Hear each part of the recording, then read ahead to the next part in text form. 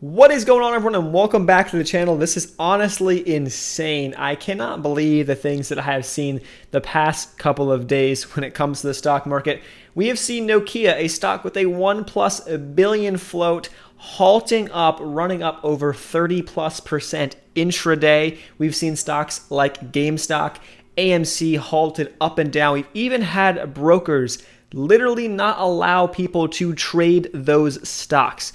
Absolutely ridiculous. We're going to kind of dive through a bunch of what is going on, my thoughts, and what to make of what could happen in the future. This stock market has been absolutely insane. We've seen absolutely incredible returns ever since the pandemic. And it seems like nowadays everyone is targeting stocks that have a high percentage of shorts in the stock. And what does that mean? High short interest, high percent of the float is short. That means there's a lot of short sellers. And what does a short seller mean? They're betting on the stock to come down. And when people start buying a stock, sending the price up, they're forced to cover. What does that mean? They have to buy back borrowed shares that they borrowed to sell initially. They have to buy those shares back for a higher price, and then that only makes the squeeze, the short squeeze, even more powerful. I made a video a couple days back, actually, I think last week, talking about stocks that could squeeze shorts. And at the time, I thought I was just talking about what we were seeing. And little did I know that so many of the stocks we talked about, and plenty more, absolutely blew up. And we saw this theme from Wall Street Bets, from Twitter, from social media in general, just take over what it seems like a large percentage of the stock market here. It seems like that's all everyone's talking about. CNBC, it's all over the place. And not to mention, talking about it on CNBC is only making the matters worse. It's getting more people interested, saying, hey, what's going on? They're looking it up. And next thing you know, they're using their stimulus check to buy GameStop on Robinhood when it's $350. Now, I want to talk about some of the realities here as to what has happened. And if you guys wouldn't mind making sure you're jumping down and subscribing to the channel, hitting that thumbs up button,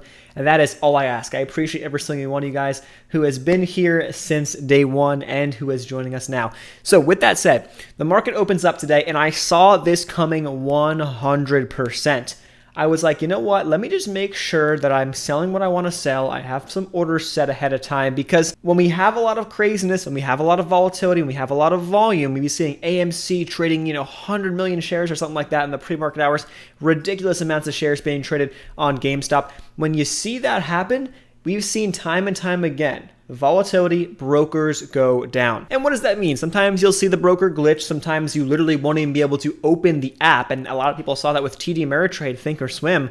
I know I made the switch a couple months back to Webull. Now I know some people don't like Webull. You say what you want to say. I like it because of the market hours trading. You can trade from 4 a.m. to 8 p.m., whereas a lot of other brokers, you can't start pre-market trade until 7 a.m. or even later. So that's why I like it. And for example, stocks like AMC that hit up to $14 here in the pre-market hours, you could have had profits taken off the table if you had access to Webull's trading hours. So that's why I like it. Like I was saying, I saw it coming because we've seen it before, right? When we had those massive halt down days and all these craziness volatility, a lot of brokers, they go down. When there's a lot of action, a lot of attention, usually days when the market's up a lot or days where the market's down a lot, you see that. And not to mention with what's going on with AMC, GameStop, and plenty of other stocks.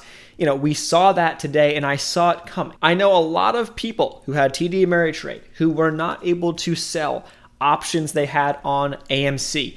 I know a lot of people who were not able to get out at their ideal price points when the market opened, and they missed out on opportunities. Not to mention, there's something I want to talk about in a minute that TD Ameritrade also did later on in the day. But it's something that I mentioned on a video that I posted early this morning on the second channel. There's a link down below to check out that channel in the description of this video. And what I mentioned was, hey, the market looks like it's going to be down early. This could pull in some fear and get people to sell their GameStop, their AMC, to kind of end this madness. And whether that was intentional, whether it wasn't, whether there's a higher power, right? And a lot of people have their own theories, their own thoughts, and I certainly have mine. I'm not going to press that upon people in this video. But that said, there was something sketchy about what was going on. Not to mention many brokers going down, right? You think this happens before, we should be over this. This shouldn't happen anymore, right? Brokers should know, hey, we got to be able to handle this amount of volume because ever since the start of the pandemic, we've seen that trading volume. We've seen more users online, right, at specific times. So they should have this under control by now. So the biggest thing that I would have to say that I was not happy to see, not that it really affected me, to be honest, too much, but it's just not good. I hated seeing people not be able to sell their shares. That is the worst thing I could possibly see, when someone is not allowed to sell. And then not to mention, TD Ameritrade puts out this notice to people saying that they're going to put restrictions on trading AMC and GameStop because they felt that it was in the best interest of their clients. That is ridiculous. Their clients should not have that put on them literally as the day starts. If anything, over the weekend, I could see something like that.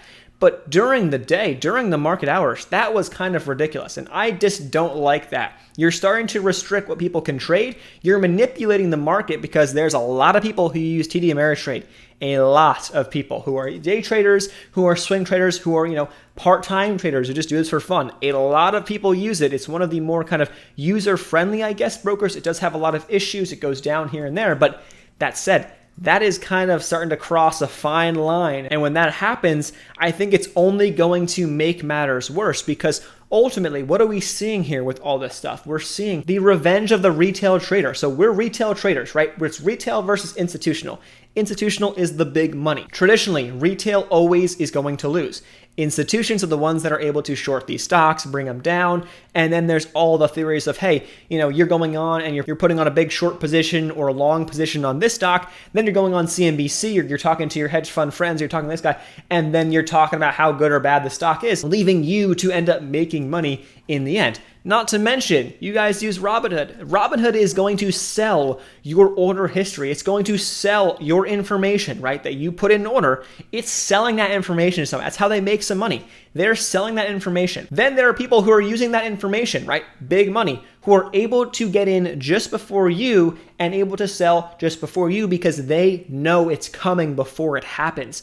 So there's all this stuff going on behind the scenes, and that is what people are getting fed up with. They hate having to keep losing and having to see the big money always win. And so that's what we're kind of seeing with this Wall Street bets kind of revolt and things like that. Now, with that all said, there are plenty of people who made money. There are plenty of people who are watching this who maybe haven't seen my videos before who have made money. I want to make sure you understand that you've made this money. Do not be stupid and throw it all back into something else. Take your profits, make sure you have money to pay your taxes, because people who made life-changing money, and you think you made 100 grand, you made six, whatever it was, doesn't matter. You think you can take that and go buy whatever you want to buy or pay for this, pay for that. Understand, you're still going to have to pay taxes on that money.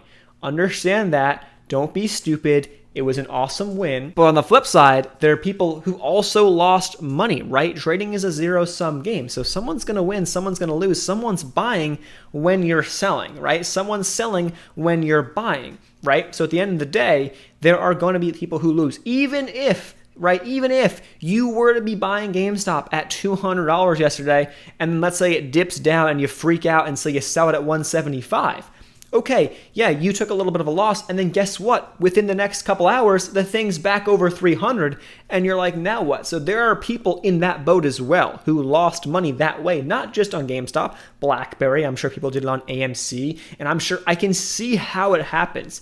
I have been there, done that. That's why I've developed my own personal trading strategy so that I don't have to worry, I don't have to get caught up in these things. If it doesn't fit my strategy, I'm either going to play a lotto size. I'm not going to go in big. I'm going to be very, very small. When I say lotto size, it means like a 1% max of my overall account, just so I have some skin in the game so I don't get FOMO. That's what I'll do. But I'm not here trying to build bad habits so that all of a sudden, I'm going to do this again next time. And guess what? Next time, it's not going to be the same. And maybe next time you don't win like this time. We have to understand that this is a rigged game at the end of the day. The stock market is rigged emotionally, mentally, however you want to see it in terms of how your orders are being sold to somebody else. This is all rigged, but that's okay. And if that's part of the revolt here that we have going on. But at the end of the day, if you understand that and kind of can tell when the music is winding down, right? You do not want to be caught with your pants down once the music stops. And that's the thing. If you end up in that situation,